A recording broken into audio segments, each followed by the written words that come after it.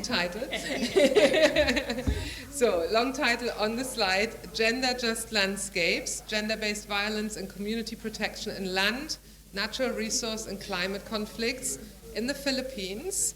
And you also have Nigeria and Colombia on your project, but today a bit of a focus on the Philippines. So we have a team of Laura Forsyth, Timothy Salomon, and Gleiza, is it? Yes. Yeah, Gleiza Tabanao. Over to you. I give you the microphone. Okay, so I'll just first start off asking my colleagues to introduce themselves. So we're a bit outside of the Peace and Conflict UCP community, so perhaps we could just take a little minute to introduce ourselves and where we're from. Thank you. Hi, my name is Gleiza Tabanao. I'm from the Philippines, the south of the Philippines. I'm with the Philippine Association for Intercultural Development, so working with the indigenous peoples in the Philippines for more than 10 years already. In this research, I helped Tim with the field work and a bit of research, and I'm assigned with the mapping part of the research. Thank you. Good afternoon, everyone. I'm Timothy Salomon. I'm also a practitioner. But as I mentioned, I'm rather unfamiliar with UCP, but I do a lot of peace work, but mostly in the natural resources and land rights context. So this is, I think, something I want to learn, and I hope I could also contribute something, because I'm sure land is in all our discussions. So I'm the national coordinator of the National Land Coalition in the Philippines. So we're a coalition of land and resource rights advocates. So it's the Philippines is very conflict-ridden. I think we have the reputation for being dangerous for environmental defenders. So that's where we place the discussion on natural resource conflict. So good afternoon, everyone. Okay, thank you. So I'm going to start us off with an introduction to the project. We're going to stand up because it's late in the afternoon and some of us are a bit jet-lagged. So feel free at any point to stand up and stretch your legs. I completely get it. So my name is Laura Forsyth. I'm Associate Professor at the Natural Resources Institute, part of the University of Greenwich. Our project, Gender Just Landscapes, includes case studies from 2 areas in Colombia, 2 areas of Nigeria, and 1 case study from the Philippines, which we'll be presenting on today. So as we mentioned, we're not UCP or peace and conflict experts, but we're a group of individuals, we say activist researchers, some of us from CSO organizations ourselves, and we align around issues of land, environment, and biodiversity. So for myself, I come from a background in feminist scholarship, and I work particularly in gender-based violence, and I align myself more with feminist thought that kind of questions the state's response to gender-based violence. So that's a nice alignment, I think, with some of UCP's work. So with that, we have immense gratitude to Creating Safer Spaces, I think, for this opportunity for us to explore together as a team around these issues. Even though we might be kind of slightly outsiders, we hope we can learn and contribute. Okay, so with that, let's see if I can do this here. Okay, so yes, first, the outline of the session. I'll give a brief introduction, and then Gleiza will take over and cover the methods and context, and Timothy will present the findings. So the aims of the project are to understand gender-based violence risks, particularly looking at physical and sexual violence related to land, natural resource, and climate-related conflicts. This is really hard. As you probably all know, researching this area is tough. The second thing is to identify community-based responses and local protection infrastructure that will aim to reduce GBV risks and potentially support UCP responses. And ultimately, our aim is to help foster more support for women, men, girls, and boys experiencing conflict and violence, particularly gender-based. So this is our group partners. So we have CARD and PAFID in the Philippines, CNAP, which is our Colombian organization, Center for Popular Education, Bayero University, myself from University of Greenwich. Myself, CNAP, and PAFID are all members of the International Land Coalition. So this will also be presenting our findings there. So the definition of gender-based violence, we take the UN Women's 2020 definition referring to harmful acts directed at individual or group of individuals based on their gender, looking at physical, sexual, mental, and economic violence. So we recognize that women and girls are mostly affected by GBV, but the term is increasingly used to refer to men and boys, particularly when they're challenging gender norms. So the term gender in gender-based violence is important as it highlights that violence arises from social relations and the use of power within relationships. So the term encapsulates both the acts and causes of violence. So this also relates to, interpersonal violence also interacts with broader systems of structural violence, as you know, and that is violence that originates from unequal distribution of power as a result of deeply entrenched historical, socio-political, economic, institutional inequalities. This is quite a mouthful, but hopefully I could circulate the presentation if you find this useful. So we have 3 research questions. What is the relationship between GBV, land, natural resources, and climate-related conflicts? So that first question will be different depending on the case study, of course, depending on the context. The second is what are the grassroots and civil society actions, including and particularly UCP practices that have formed in response, and what lessons can we learn from this? So I won't go into our conceptual framework in much detail, but we use the concept of territorial, which is a Latin American concept, which emphasizes the social construction of place and territories. So it's a way to kind of unpack the power relationships that we see. Okay, and just to give a little bit about the other projects, so specific, so we examined GBV in relation to the continuum of violence. In Colombia, we looked at 2 sites. One was a natural disaster in an area with a history of intense violence, particularly gender-based violence. The second site looked at violence against a women's collective farm. So this farm uses agroecology as a principle, but they were attacked. In Nigeria, we again have 2 contexts. We looked at gender-based violence related to displacement linked to land conflict, similar to the Philippines. And the second site was gender-based violence in food systems in an area of the South Nigeria, which experiences intense historical conflict. So we integrated art in a range of ways. We used embodied somatic practices and engagement with nature to facilitate discussions in Colombia, storytelling in animation in Nigeria, and participatory mapping in the Philippines. I'll hand over now. That was way over. No, it's okay. Thank you, Laura. Very unfamiliar with this, but I'll try.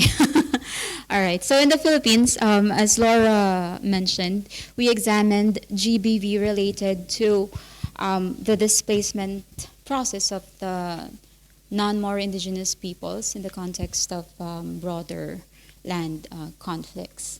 So again, a mouthful. We worked with 3 displaced Teduray, Lambangian non-Moro indigenous peoples in the provinces of Maguindanao del Norte and Maguindanao del Sur. So that's Sitio Dafute, Sitio Manguda, and Sitio Tofos. So for this research, we did literature reviews, of course, and site visits with the Teduray Justice Governance and Ingad Fintaylan. These are the indigenous political structures in the whole territory, but there were delays due to security. We also did FGD Sudmen, women and youth of the 3 mentioned sitios, but only specifically with Manguda and Sitio Tofos and online with Dafute. And then, of course, key informant interviews with the indigenous political structure representatives and key governance institutions, but they asked to be named, not to be named, I mean. And participatory mapping, this might not be very familiar to everyone, but what we did here, the process is quite extensive. We began with discussions with the community. They shared stories about their relationship with the land, particularly cultural, spiritual, and also economic, of course, because the community is mostly agricultural. And then from maps drawn by the community members and stories and discussions with knowledge holders, we made it into a three-dimensional map, not the usual 3D map that you see on your computer, but an actual three-dimensional map with length, width, and depth. So it's geo-referenced, but also it kind of married the traditional knowledge of the community and also the very technical geographic information system for us to produce it. So you'll see, how do you do this? There. So this is the three-dimensional map. I hope it's not very clear, but you'll see the shape of the mountains and the rivers. In the map, the community also pointed where they are located, where the settlements are, the forest, agricultural lands, practically the land uses, sacred areas, and also the entire territory. So this boundary here is the identified boundaries of the communities marked by natural geographic landmarks. So we have also the legend here, and again, this is geo-reference, so every space on the map can be converted to a certain area, in hectares. So moving on, just to provide a bit of a background on what happened to what caused the displacement in the communities. The three communities were displaced due to armed violence, conflicts directed to the community, and also one was because of it was a collateral damage. The violence happened to the neighboring community, but they were affected horizontally. So, in Sitio Dafote, the area is known historically and religiously important for both the Moros and the NMIPs. So the NMIPs were displaced, and then the government stepped in and provided a housing project. But then it wasn't, apparently, the community didn't feel like it was for them because it was never turned over to them. And they observed that some combatants were instead making use of the development project that they hoped was for them. So in Sitio Manguda, the NMIPs were displaced. It's a bit complicated here because there are overlapping conflicts. So their armed violence was, it happened after the community rejected plans for oil palm and banana plantations. And when they were displaced to another community, conflicts happened between the Christian settlers and the displaced community, which resulted to the killing of a NMIP youth. So scared for their lives, the NMIPs went back to their native site, although it wasn't safe at the time still. So in Sitio Tofas, NMIPs were displaced again by unidentified armed forces.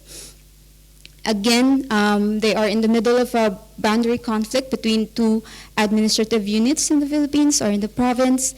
And they were double displaced in the sense that they resettled in another site for a month, but then there weren't much support coming in. They weren't receiving a lot of support.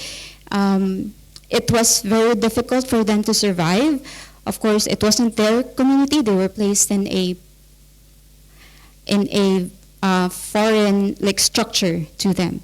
So they decided to transfer in another community. They were allowed to use farmlands. But now they don't really know who to reach out to for their needs. So they just built their houses there. They don't have access to safe water and stuff like thank you. Because of the boundary conflicts between the administrative units, they don't know who should help them or who they should ask support for.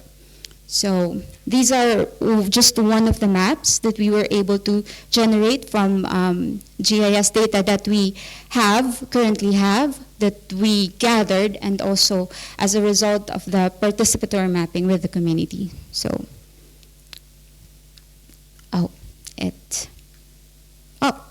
so it kind of, what happened here? So, all right. I'm sorry, I didn't know how to use it, but this is the Philippines, and the signal is not. And this is the BARM, and this is the yellow line is the community territory, ancestral domain territory of the Tedora Ilambangian. Purple is the Maguindanao province, and the three shapes here are the villages or barangays of the communities that were displaced. So Dafute is in Ahan, Manguda is in Bulayan, and Tofos is in Itao. So next, so we also found out, we included this here because the community wished for us to cover this actually in the research, but we couldn't anymore because of time and budget constraints, obviously, and this happened after the research in these areas were conducted. So this red polygon area is a proposed mineral reservation, and there is a recently displaced community here. So in Ahan, Ahan is Ahan, the community was displaced, and then it was earmarked for CAN's transformation, and then Bulayan was earmarked for, there were plans for oil palm and banana plantations, and then here Kuya was displaced, and then later on they found out that there was a proposed mineral reservation. So these are also the maps that were generated from the 3D, participatory 3D mapping. So the black line here is the boundary, and all the dots and names here are the places named by the members of the community. They identified the names. We also overlaid geographically known markers. So we also have rivers here. The names of the rivers are also provided. And then here, with all the colors, are the current land uses. I mean, as of 2022, where we did the mapping. So the community is rich in forests. The green ones are forests, around 30%. Agriculture is the main subsistence. It's the yellow ones is also around 30% of the area. The total land area is 208,000 hectares. So I think that's greater than Bangkok, if I'm correct with my research. Here, Bangkok is around 160,000 hectares, I think. And this is 208,000. So anyway, these are the displacement maps that were produced. So we kind of traced where they were, where the community originally came from, the orange dots, and where they went when they were displaced, and then where they are right now. So Sitio Tofos is the doubly displaced community, and Sitio Manguda, this is where the killing of one NMIP happened, so they were forced to go back to their native site. So these maps, of course, were used to facilitate discussion with the NMIPs, male and female, around movements, risk, and resilience in the context of their displacement and conflict. And we also are in the process of mapping GBV cases. So we plan to move forward with identifying, using GIS and community stories in producing maps where GBV cases has happened in the area. So, but turning over to Tim for much of the details on the lessons and findings. Thank you. So I just wanted to impress upon everyone that the term NMIP is, we use it to distinguish between the Muslim or the Moro. Moro actually is a derogatory term. Historically, it means like raiders or pirates. But the Muslim people in the Philippines owned it to have their scary reputation. So it's like a badge of honor to them. But it's stuck around. That's why it's called the Bangsamoro region. So they owned the term. But that is actually really tied to their history with the relationship with the non-Moro indigenous peoples, because their wealth and their empire was somewhat established because of slave trade, precisely of the indigenous peoples. So we need to mention that there is such a relationship because that sets the stage for their interracial interaction now that the Bangsamoro has already been established through a final peace agreement. And now the non-Moro indigenous peoples are asking for the same recognition of territory in the context that they used to be their slaves. Okay? So that's where the depth of the issue lies. Can the Moros, who generated their claim of power historically, effectively resisting Spanish colonization, respect the people they sold? I don't know what happened. Respect the people they sold to get their wealth and power. Okay? Okay, so the gender, and further, so I want you to understand that interracial relationship, interethnic relationship, in relation to the gender roles and agency. So I'm focusing on the gender roles and agency in the indigenous peoples. So just some sentences on gender roles and agency. In the Moro side, you can imagine having a rich history of militaristic struggle. The patriarchal structure would have been established and solidified. So that is the case for Moro culture, which in contrast to non-Moro indigenous peoples, indigenous men are generally considered final decision makers. So there is that patriarchal structure, but they trace the history of the patriarchy among indigenous peoples, not because it's endemic to their culture, but because it was shaped in interaction with colonization.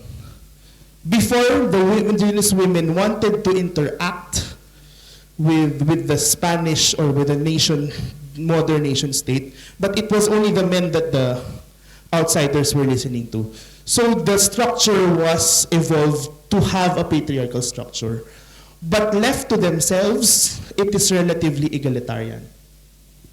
Okay? So I wish, and indigenous women, on the other hand, because of this, what do you call that, difference in terms of taking roles, what they do now is to administer. So we use the term administer instead of govern. Okay, so they administer spaces around the home, farms, schools, clinics, anything that pertain to unpaid care work. Okay, and this is solidified in their local culture, in their customary institution, particularly around agricultural systems. So there's an agricultural system that's called the Sulagad. It is a communal and reciprocal system where, in fact, women have the higher authority in terms of land use decisions, because they are the ones who operate agricultural systems in their community. So because they have the duty to fulfill the home, the farm, the school, and the clinic, which relates to the farm, to the forest, and to the rivers. So their input is actually above men in internal discussions. But when it comes to external relations, it becomes complicated because the external parties only listen to men. So left to themselves, they're generally egalitarian. But when they interact outside, it becomes patriarchal. So I just want everyone to understand the distinction. Because you can understand that the passage of land ownership in this community is actually matrilineal. So if you will pursue land titling in this area, it will be mostly women who will get the titles, because that is their matrilineal culture in terms of operating the agricultural system. So what happens in displacement? So you can see that the agency of women is precisely tied to the land and the natural resources. So the power of women is because they farm, they gather products from the forest, they manage water. So that's where they get their power from. What happens when they're displaced? What happens is, because the threats to land rights are external, their input in land decisions do not matter as much anymore. Because in order for them to assert control over natural resources, you need to talk to the threat, which are the people who grab the land. And at the same time, in situations of displacement, the women, because they draw power from the land and natural resources, if you remove that, how can they fulfill that duty of providing for the home, for the community, for the clinics, and for the schools? So the resources that they used to depend on to fulfill their duties are now out of reach. Okay? And women, therefore, altogether lose power in controlling their life. Because before, they used the land to assert their power. Okay? And can you imagine the heaviness of the burden to look for food when you do not already anymore have farms? And that is where the vulnerability emerges. So research question 1. Is there a link between displacement process and among NMIPs? I guess the immediate answer is yes. It doesn't look as obvious if you're an outsider, if you do not know their culture. In the focus group discussions, in all of the data gathering we saw, there are several forms of GBV, gender-based violence, that we found out, and it is layered. At the depth of it is the structural violence, which I somewhat touched on already. And this becomes the enabling conditions for the emergence of intra-community and inter-community violence. I use the term emergence because precisely the NMIPs said directly, gender-based violence is almost non-existent in their areas before the displacement. Some people may question that, but we have several studies already that rape actually does not exist in some indigenous communities in the Philippines because of the social cohesion that you know everybody. Why will you hurt somebody that you see every day? There were clan mates, people you farm with, as well as the fact that there's an agricultural system that relies on communal sharing of resources. So why will you hurt someone who will eventually give you food the third quarter of the year? That's the general role of the agricultural system. Their system is they plan the agricultural land uses. A certain portion provides food for 3 months. The next portion of the agricultural is for the next 3 months. So you do not hurt each other because you know this person will feed you in April. Okay? If that person is angry with you, he might not or she might not allow you to farm on their land. Okay? And that provides the enabling conditions for protection. That's why it almost not existed before. But in displacement without the land, and with the complicated situations to get your basic needs, GBV emerges.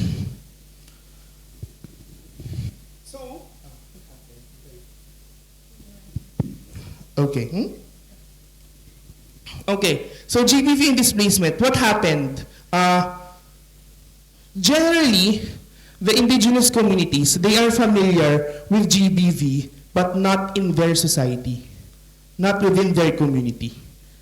So that's what I said. It doesn't exist in their community, but it exists in general with the Bangsamoro, where there are bridal abductions, there are cases of where women are sold for dowry. I don't want to use the term sold, but there's a dowry system to purchase marriage, so to speak. So GBV is present, but they perceive it as external. It's not their community. But when they experience displacement, in those three communities, the Indigenous Women's Organization, they documented 124 cases, which was before less than 10 in a year. Why was that so? Why was that so?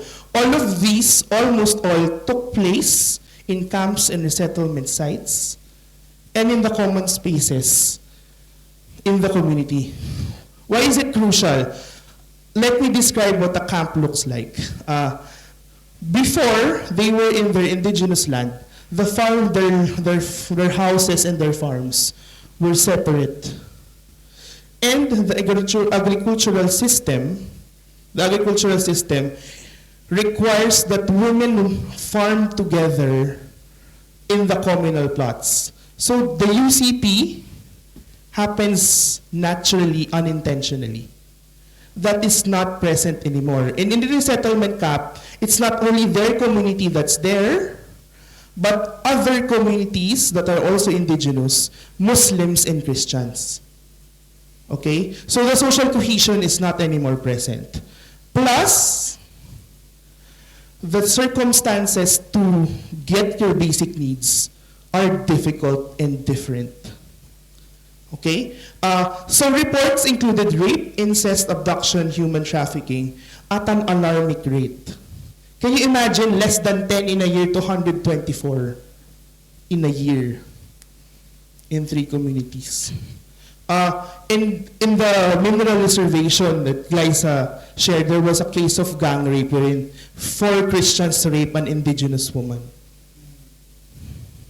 So violence is attributed to that irregular, cramped spaces and the general difficulty to access basic needs because the women have the duty to provide food, shelter, medicine. So they're the ones going around. So they're always vulnerable. They tried to work together, but it felt like they didn't. Can you imagine finding food in a place that you do not belong to and with people you do not know? Okay? And there is recognition that they are risked. They have risk factors as indigenous women. They are aware that there are discriminations and biases against them because of that, precisely that history of slave trade.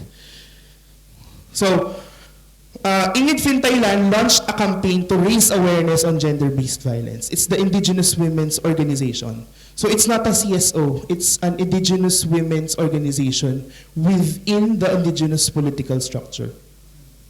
Okay, so it's a group of women elders. Okay? So there, it's only in camps that instances of GBV happen, they say. For the past 4 years, and at least the rate is triple than it was before. So structural GBV. Indigenous women are minorities within a minority. Okay? Their roles are respected within the indigenous community, but this is not respected outside.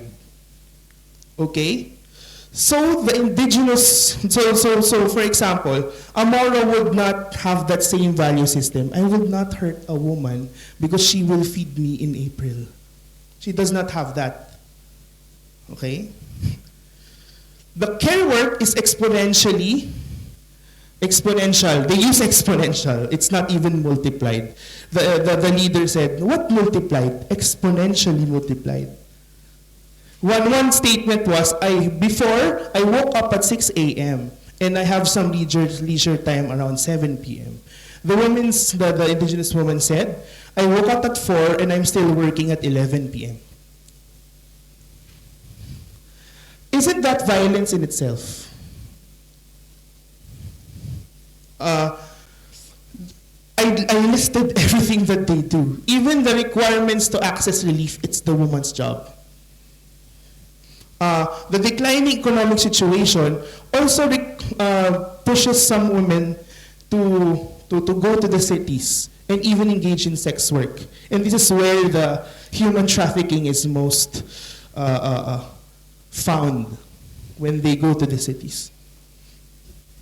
So there, the males do acknowledge that there's an unequal division of labor, but some actually see it as essential to the social order. So yeah, the patriarchy somewhat took hold already. So in general, in terms of agency, there is strong sense of agency for internal affairs. The customary institutions work internally. But when they interact with Moros and Christians, the very fact that they're NMIP means that they are discriminated against. And even the structural violence, which is the interaction of the traditional and the modern patriarchal system, it solidifies that women have a shorter end of the stick. So research question 2, what are the grassroots and civil society actions that form? I'll quickly go through this. The community responses is generally for intra-community, meaning within the community, the customary institutions take over. And what happens is, it is considered the duty of all members in the community to remind the perpetrator of the values of the community, that we do not hurt women. It is everyone's duty to help to restore the conditions of normalcy for the survivors. So what happens is, for example, you hurt a woman, an indigenous woman, you are made to confront the woman directly. And the woman and her family will say, these are the things that we lost because you hurt us. So she lost, for example, 10 days of work. She lost this opportunity to go to the city, etc. And then the man who perpetrated the violence will pay. It doesn't need to be money, but to compensate in order for normalcy to return. So it's a restorative sense of justice. Okay? And you will see the distinction that the communities say when the intra-community violence turns criminal, they tap law enforcement. So they do not handle cases of rape, for example. I know that all GBV is criminal, I know. It's been raised several times, but the communities, they have their own categorization and definitions of what GBV is. So sometimes domestic violence is actually considered internal still.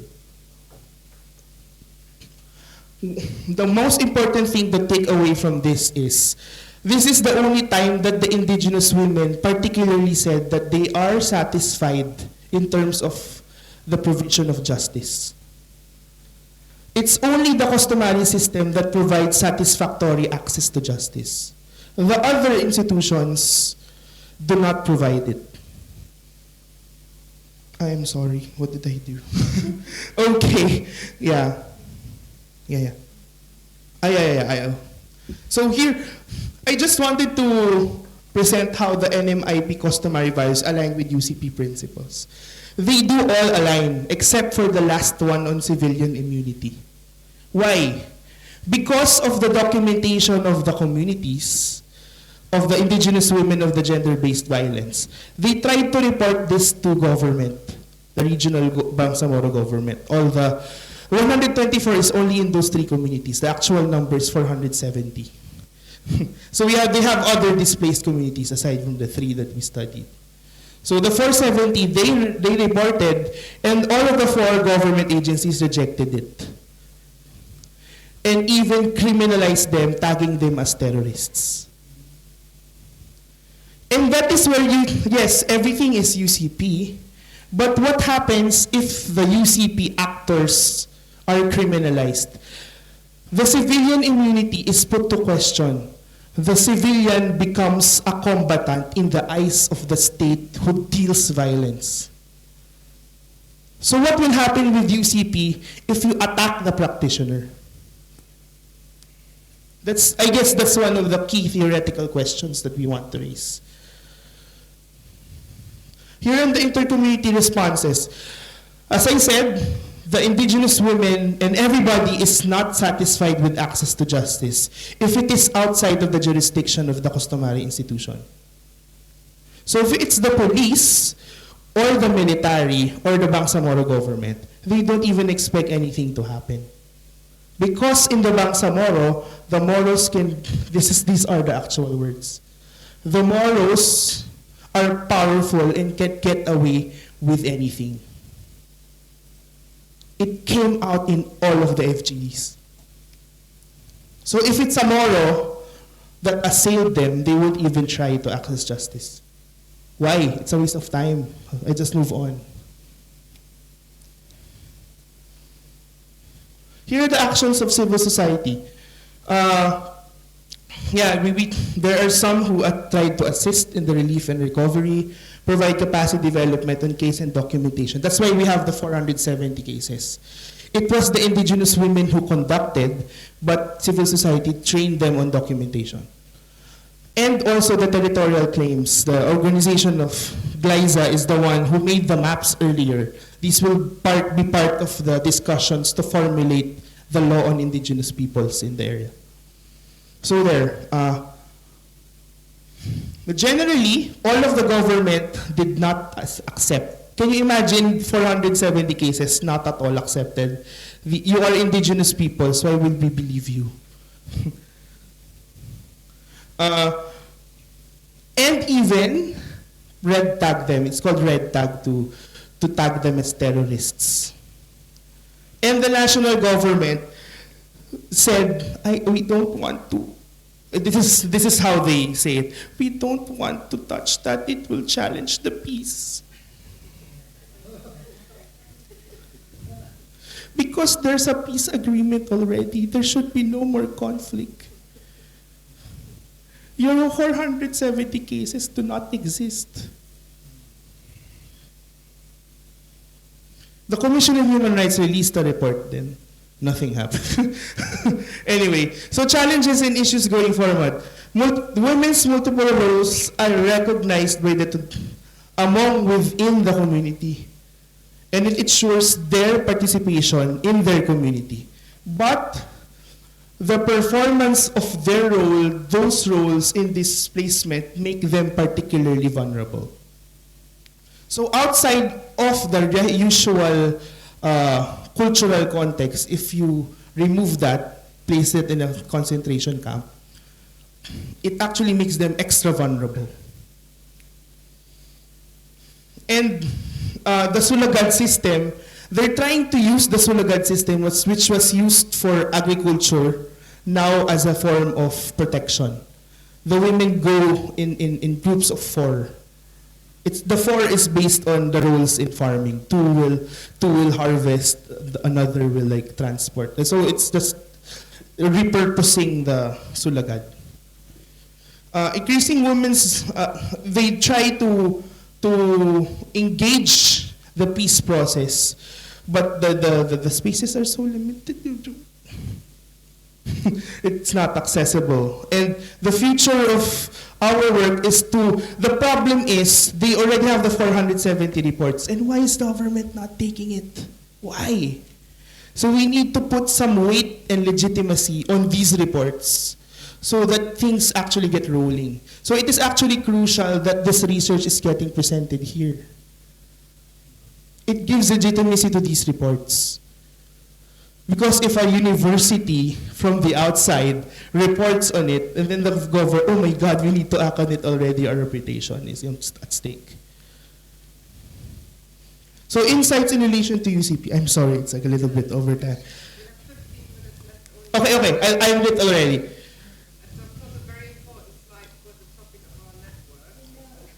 Yeah. Yes. One sentence. I guess there's just 2 points here. The first one is the reality of post-conflict peace washing. I use the term peace washing because if there's a final peace agreement, the government is not willing to accept any more realities that there is conflict.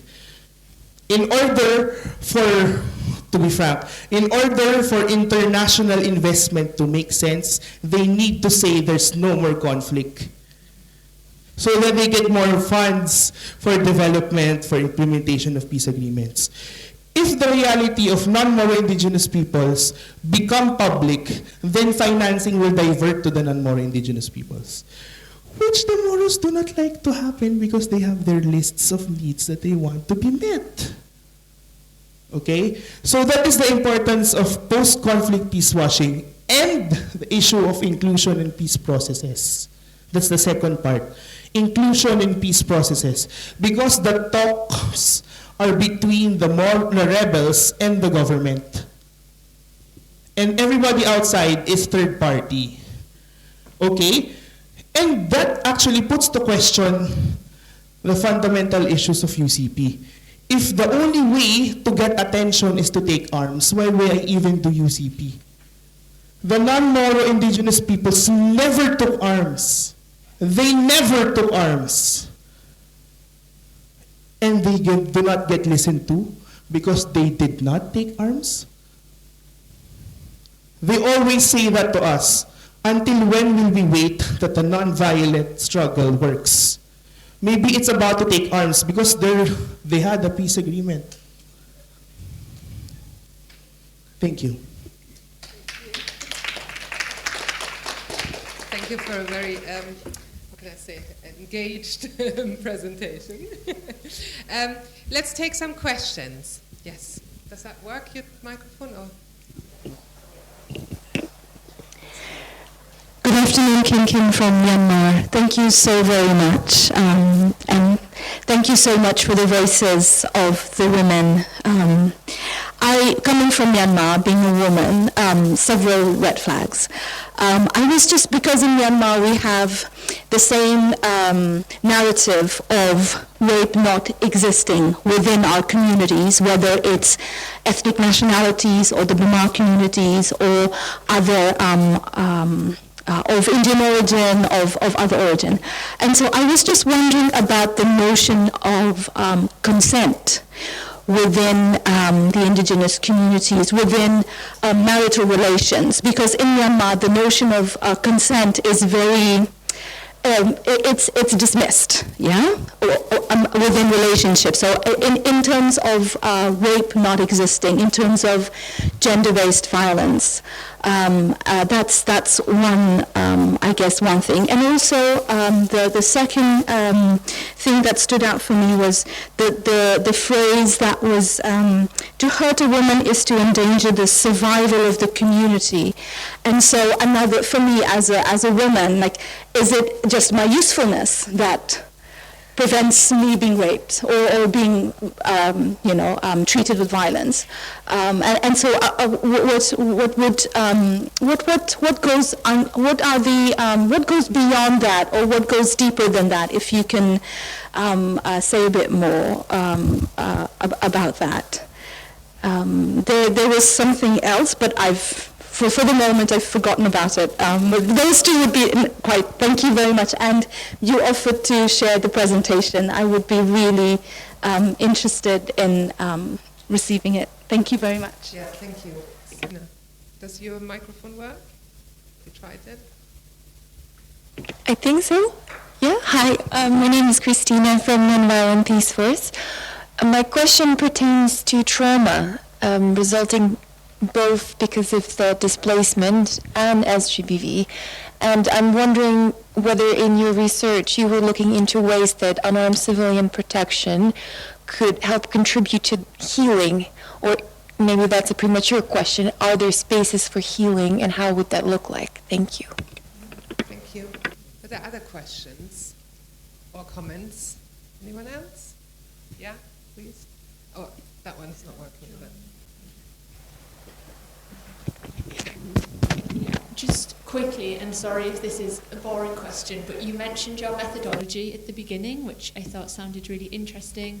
So I wondered if you could say a little bit more about the methodology and how it was that you were able to really kind of capture and keep hold of the importance of land and space within the research, because that really came through, but I just wonder how you were able to do that in the data collection.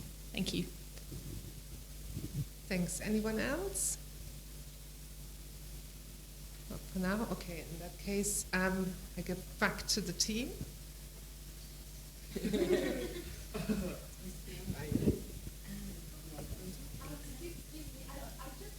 Oh, okay. Yeah, go ahead. Go ahead. Because gender justice, no? And I was just wondering about SOGI minorities, because you focused on women. So are there self-identified SOGI minorities? And you know, is there anything around that? Yeah, those communities. Thank you.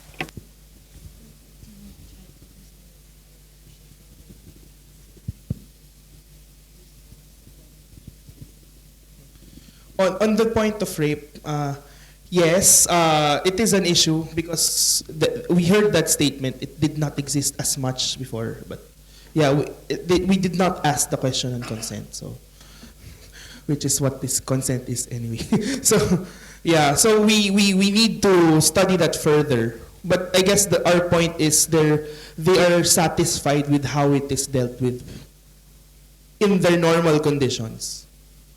So otherwise, if you refer it to state, it does not happen. So we need to ask that. We could actually follow through on that in our report. So thank you very much. That's a point to ask. On the point on the usefulness of women, it relates to the restorative justice system. For example, if you hurt a woman, the bill is a lot longer. Because the women have a lot of purpose for the community, agriculture, food, etc., home. If you hurt a man, the bill is usually shorter. So it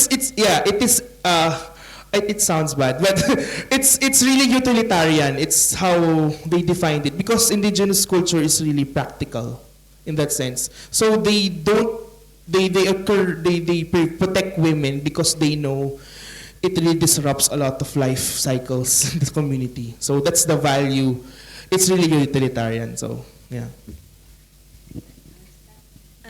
Just at least my discussions with you both, I think there was a bit of problems unpacking violence issues within Indigenous communities, as they both kind of described.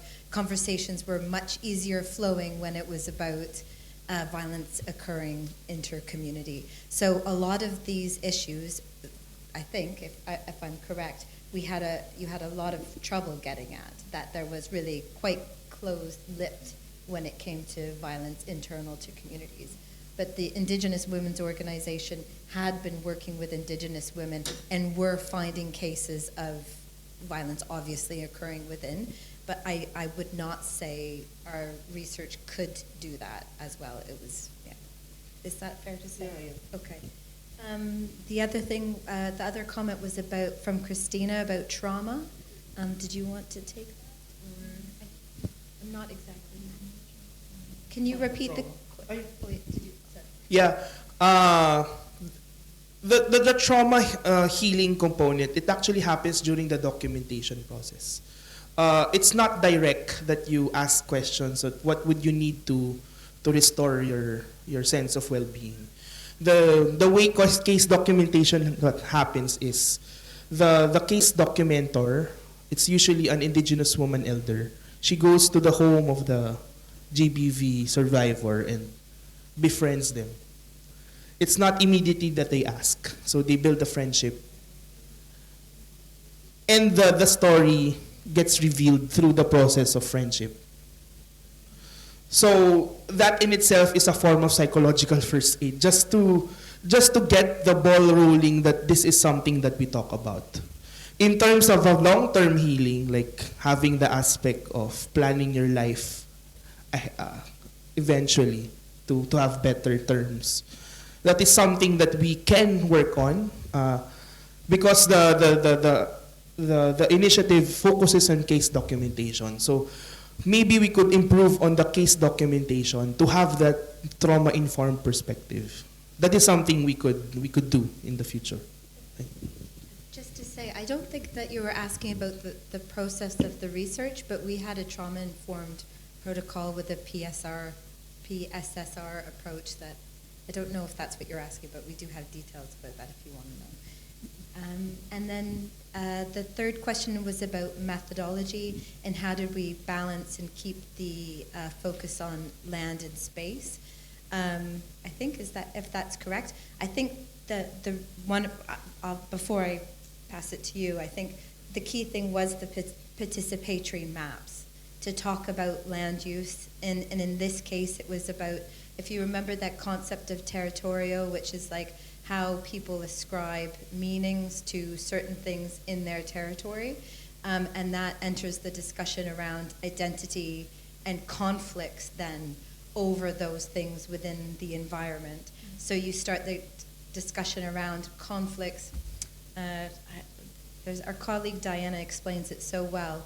She facilitates these discussions around conflicts to the environment and then the abuses to the environment and how then women experience abuses on their bodies. So actually it's a link, and I know in feminist studies we want to go away from that equating women with the environment, which is very dangerous for so many reasons, but that's the discussion kind of is facilitated quite nicely around that. Did you have?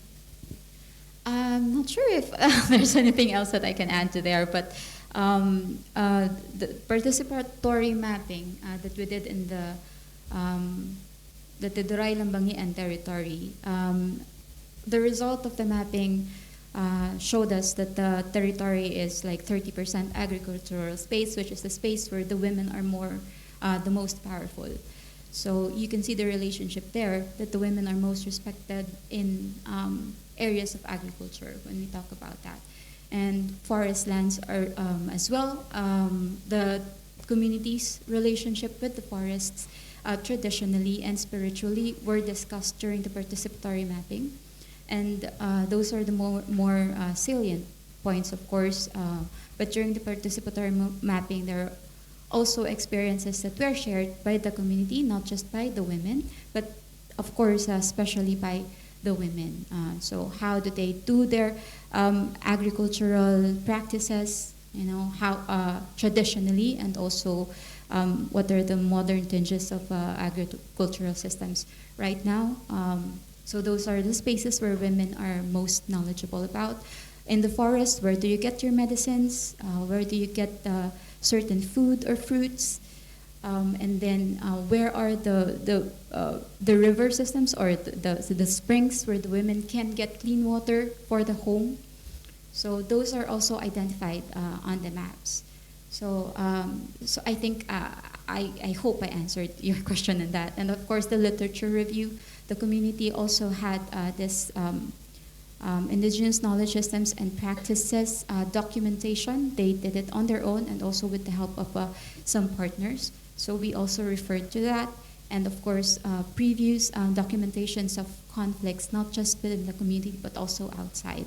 So, and also during the FGTs and KIIs, of course, we triangulated stories from the communities, and also we gathered new information from government institutions, from non-government institutions, from funders, and also from researchers that are very familiar with the context in the community. So I think that's mostly it. Yeah, thank you very much. Our time is also up, so join me in thanking our last presenters of today. Thank you very much. Tomorrow we have 4 further presentations, but now shall I briefly say what's happening now, Shantana? Do you want to say it, Fatima? Yeah. Okay, because we sit here for whole day, so we're going to have a good exercise, walking to see an exhibition at Chulalongkorn. So because now I think some of you want to keep your belonging in your room. So I give you 10 minutes. And then now is the time is, let me see, is, so we see you at